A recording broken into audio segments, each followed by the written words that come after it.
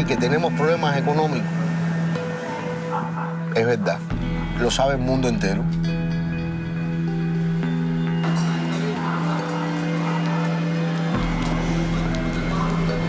Pero con mucha dignidad hemos sabido vivir.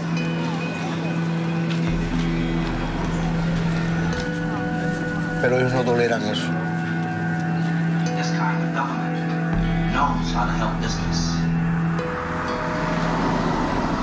Ellos quieren ver una Cuba destruida, una Cuba doblegada. Y que ellos venir a hacer lo que ellos quieren. Como lo quieren hacer en el mundo entero.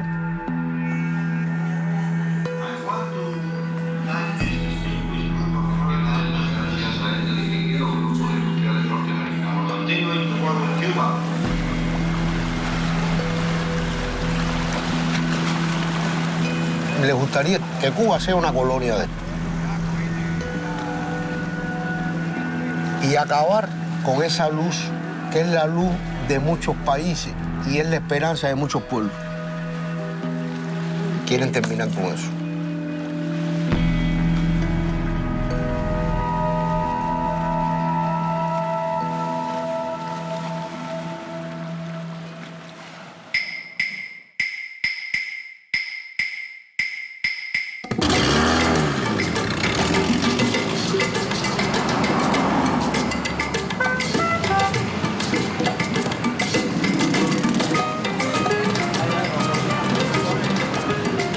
...60 años han pasado desde la revolución que cambió el rumbo de toda América Latina.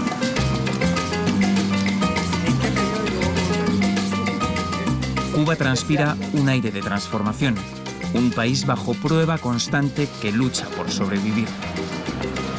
Aterrizo en La Habana, 13 años después de la primera y única vez que la visité. Tenía 20 años y, como muchos turistas, queríamos conocer la Cuba de Fidel.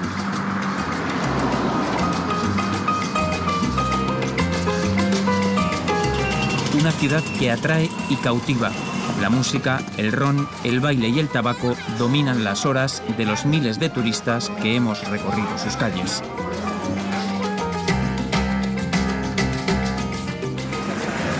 Pero detrás de las postales que todos conocemos se esconden muchas preguntas sobre lo que pasará en esta isla, que provoca una aguda polémica entre sus enemigos y los partidarios de sus políticas. Muchas de las respuestas se encuentran en historias como la de Alexander.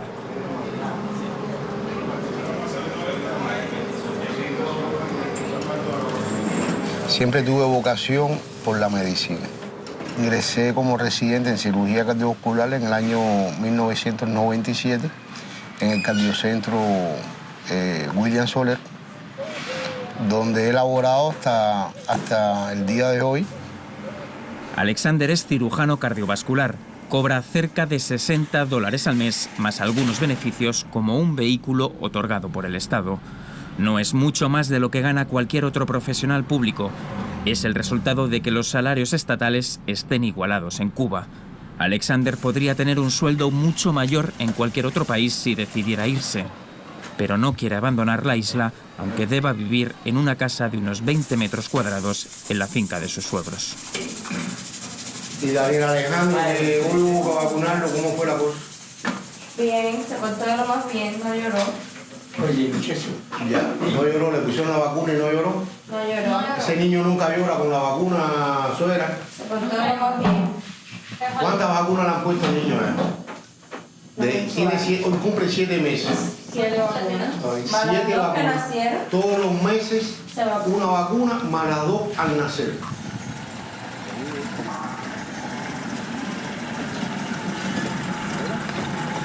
Amiguita, ya los están vacunados contra los catarros ahora. Antes del triunfo de la revolución existía la medicina privada.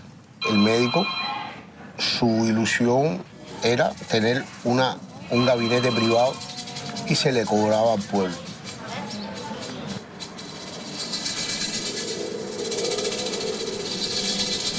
Todavía es fácil reconocer el pasado colonial de Cuba.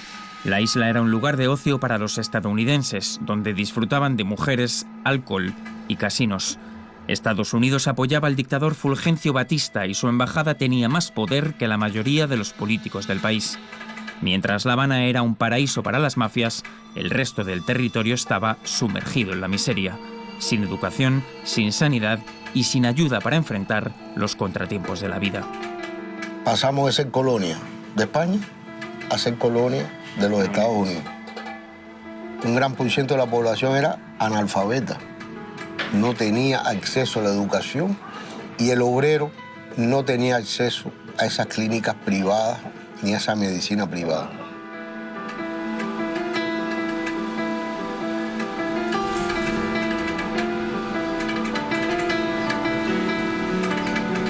Crecí en medio de una familia,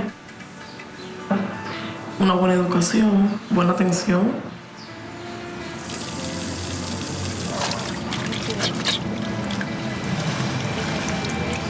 Mi vida no ha sido una vida fácil, pero tampoco difícil.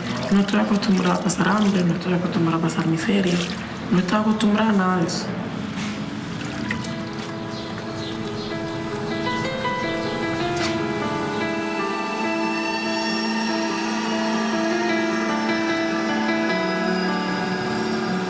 De Cuba me gusta todo. Me gusta sus calles, me gusta la posibilidad que nos da como esta de hospitalizarse, ¿ve? De tener la oportunidad a una intervención quirúrgica sin necesidad de pagar nada. La educación económica aquí no es mala, pero tampoco es buena. La alimentación del niño, fundamentalmente. Porque bueno, los medicamentos, como está hospitalizado, salía por allí, pero es duro.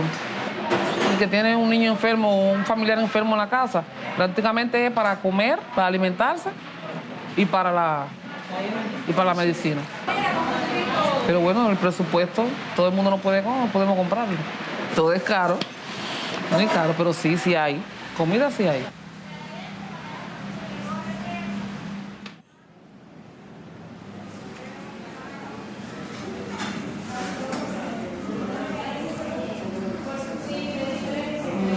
Está sucio, eso no se toca.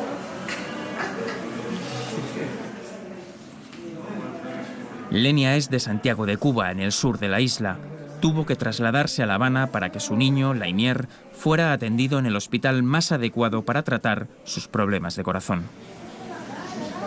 Pasó un embarazo tranquilo, sin problemas, sin ningún tipo de riesgo. Me enteré de la cardiopatía del niño al mes y medio. Yo lo llevé al hospital. Allí los cardiólogos le hicieron un eco. Fue él que le diagnostica la cardiopatía congénita que tenía.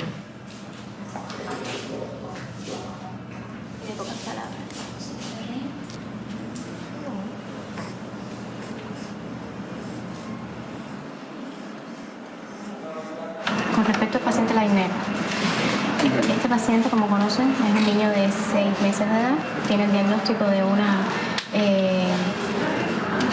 canal auriculoventricular completo, pero tiene asociado un síndrome genético que predispone a un riesgo mayor.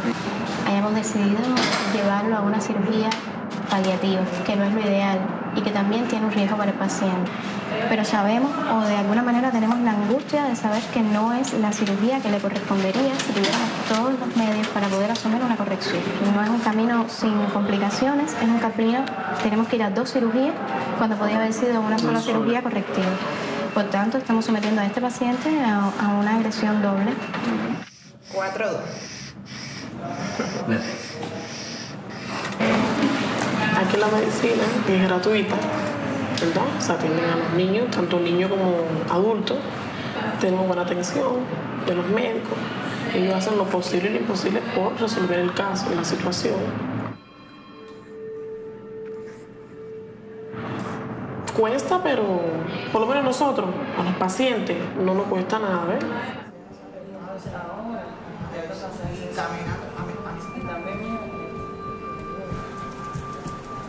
El Cardiocentro Pediátrico William Soler es uno de los símbolos del país. Un centro médico que explica, en palabras de Fidel Castro, las razones de haber llevado a cabo una revolución. Muchos años antes, en la década de los 50, un pequeño grupo guerrillero liderado por Castro decidió luchar contra el régimen de Fulgencio Batista y sus aliados estadounidenses. Después de múltiples enfrentamientos y gracias al apoyo de la sociedad civil cubana, los revolucionarios consiguieron entrar en La Habana el 1 de enero de 1959. Los guerrilleros impulsaron el socialismo y desde el inicio la sanidad gratuita ocupó un lugar central en el proceso, algo que no tardó en atacar Estados Unidos. Alentaron a los profesionales, a los médicos de este país, para que abandonaran el país. Cuba entera, creo que se quedó solamente con 3.000 médicos para toda Cuba. La mayoría de los médicos se fueron para los Estados Unidos con su familia. Oye, ¿cuántos días te mandaron el ingreso? 3 semanas.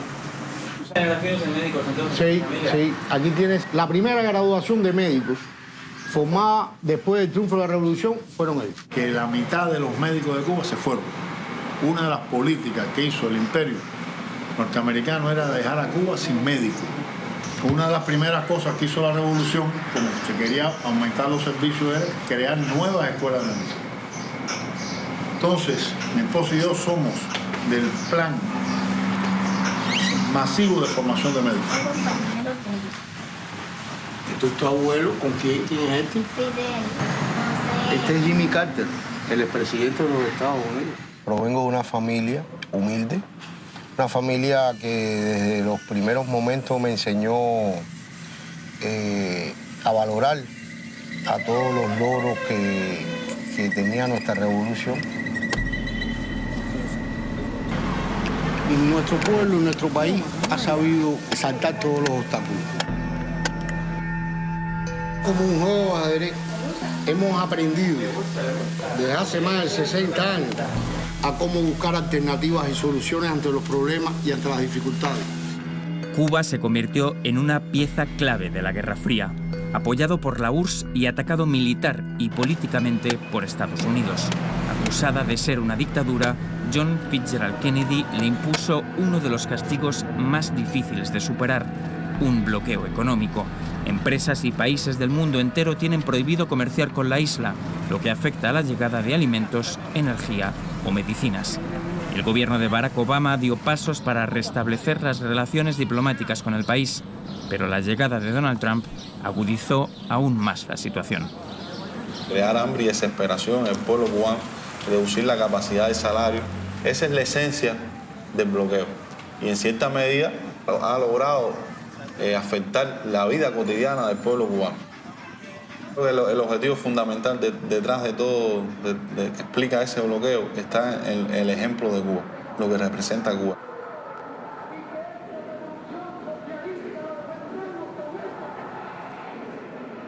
Los Estados Unidos quieren imponer un solo modelo de sistema económico, político y social.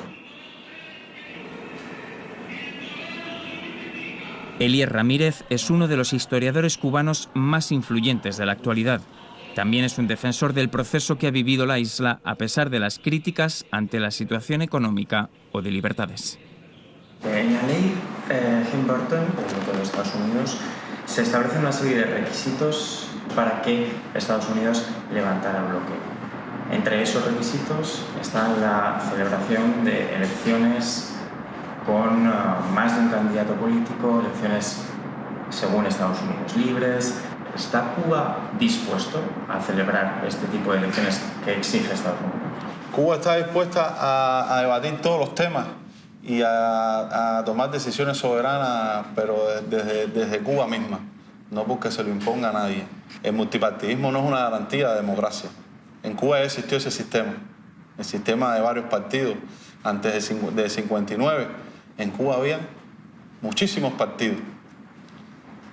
Habían muchos órganos de prensa, se hablaba de la libertad de prensa y los estudiantes amanecían asesinados en las calles.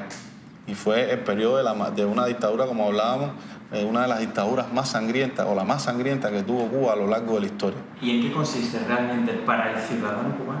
¿En qué consiste el bloqueo de Estados Unidos? Todas las esferas de la sociedad se ven afectadas por ese bloqueo. Y eso ha tenido un impacto en todos los sectores de la sociedad. En la salud, en la educación, en la ciencia, en la cultura. Muchas veces referirnos no solo al coste económico, sino al coste humano.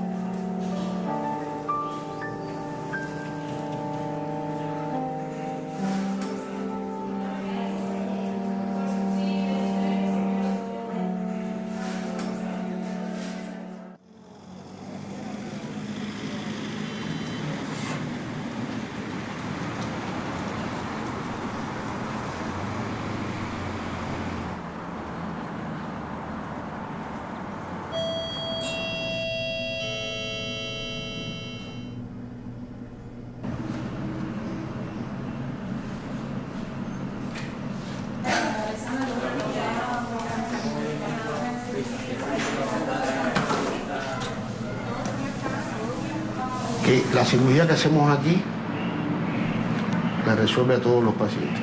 Pero ya en el mundo desarrollado, muchas de estas cirugías ya se hacen por mínimo exceso.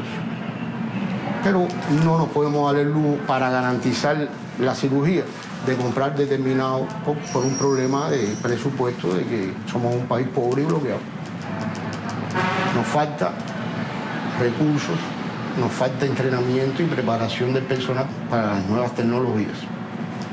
Y gran parte de que no tengan eso es culpa del bloqueo. Por supuesto. El bloqueo incide en todo eso. Una válvula biológica, por ejemplo, puede costar 3.000 euros. 3.000, 4.000. Por ponerle un ejemplo. A nosotros nos cuesta 10.000. Podemos comprarlo a terceros. Suele costar 3.000, a ustedes les cuesta 10.000, que vienen de más lejos, el transporte. Exacto. Y eso tiene que ver con el bloqueo. Hay muchas de las válvulas que las fabrican en Norteamérica. Y nosotros estamos muy cerca de Norteamérica. Podría venir de Miami, que está... Exacto, nos abarataría el costo de la cirugía. Pues pese a todas esas dificultades y todo ese bloqueo, nosotros aquí tenemos una supervivencia de más de un 94% en este cardiocentro. Como sale, me explicó los riesgos que puede tener la operación. Me dijo que es bastante compleja, que es algo delicado, porque tiene una cardiopatía bastante delicada. Estoy nerviosa, tengo algo de miedo, aunque tengo esperanza de que todo va a salir bien, pero tengo miedo. No se puede negar que lo tengo. Es un dolor grandísimo que tengo en el corazón.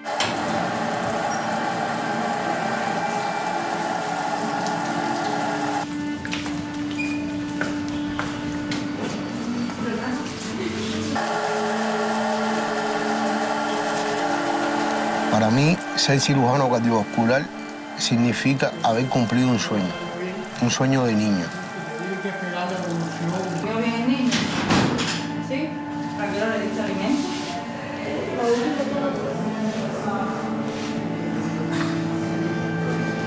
Aquí sí, en breve le están haciendo.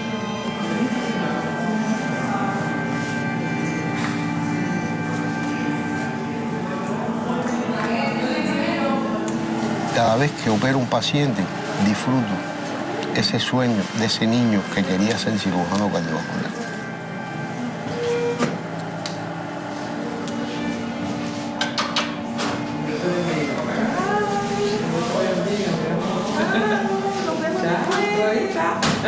Dios está aquí, abuelita, así que tranquilo. Señor, bueno. Paciente de 6 meses de edad, con el diagnóstico de un síndrome de Down y con una cardiopatía compleja asociada, que es un defecto de exaltación auriculoventricular completo.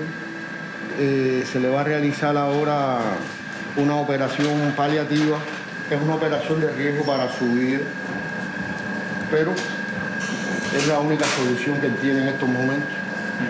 Si no se le hace nada y sigue el curso de su enfermedad, él se va a ir complicando hasta una hipertensión pulmonar. Abrí el pericardio, salió mucho líquido pericárdico. Eso se ve cuando el paciente tiene mucha insuficiencia cardíaca. Ahora vamos a buscar la pulmonar.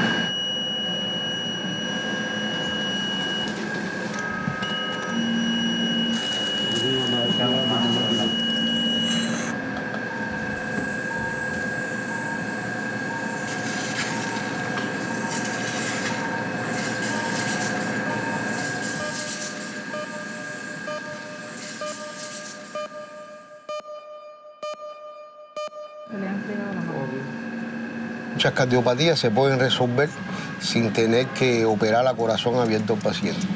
Pero todos esos dispositivos se fabrican en países del mundo desarrollado, principalmente en los Estados Unidos.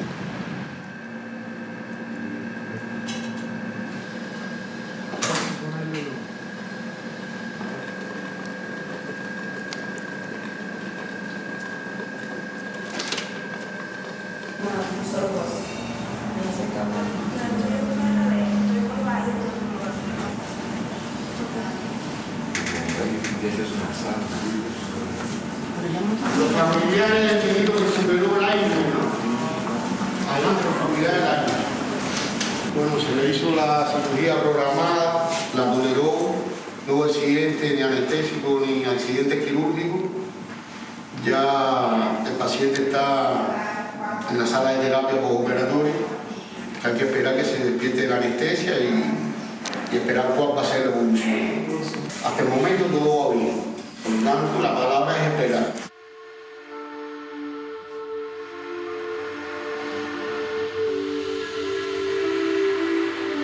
Hacer ese tipo de cirugía en este país pobre y subdesarrollado es un lujo que solamente puede pagarlo una revolución como la nuestra. De decir, en mi país se hace cirugía cardiovascular que es tan costosa que en cualquier país costaría $80,000. Aquí se hace gratis. Aquí se opera corazón gratis a cualquiera. Al más pobre y al menos pobre. Al negro, al blanco. Ese es Cuba.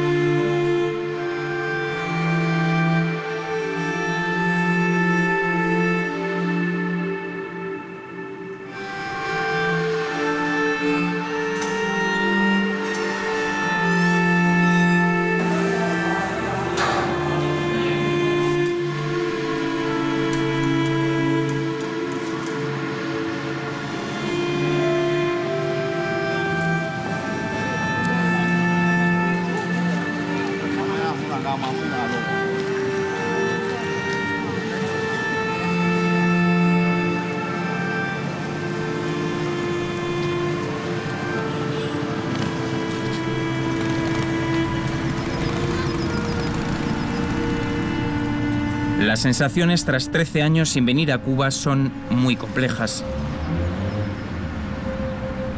He visto un país con bajo poder adquisitivo y con restricciones en el acceso a la tecnología y a las comunicaciones.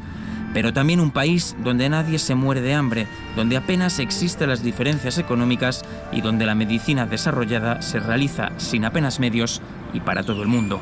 Una nación en incipiente cambio que irá donde la lleven los cubanos, independientemente de su vecino del norte.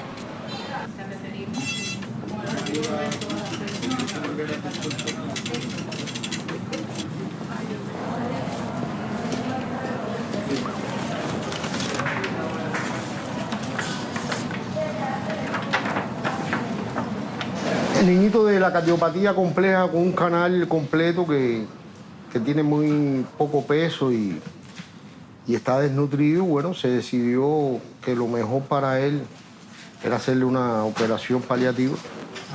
Y se le hizo un cerclaje o banding de la arteria pulmonar, y que quedó bien la cirugía. Y entonces, bueno, que normalmente nosotros hacemos el cerclaje con una cinta de hiladillo. Desde hace algunos meses que no contamos con la cinta. Hay que tomar decisiones con ellos para sacarlos de esa situación tan aguda y, bueno, si se puede resolver el problema de entrada, perfecto. Pero la política, desgraciadamente, criminal e inmoral del gobierno de los Estados Unidos hace que tengamos enormes dificultades, porque a veces hasta teniendo el dinero no podemos hacer una transacción a través de un banco norteamericano.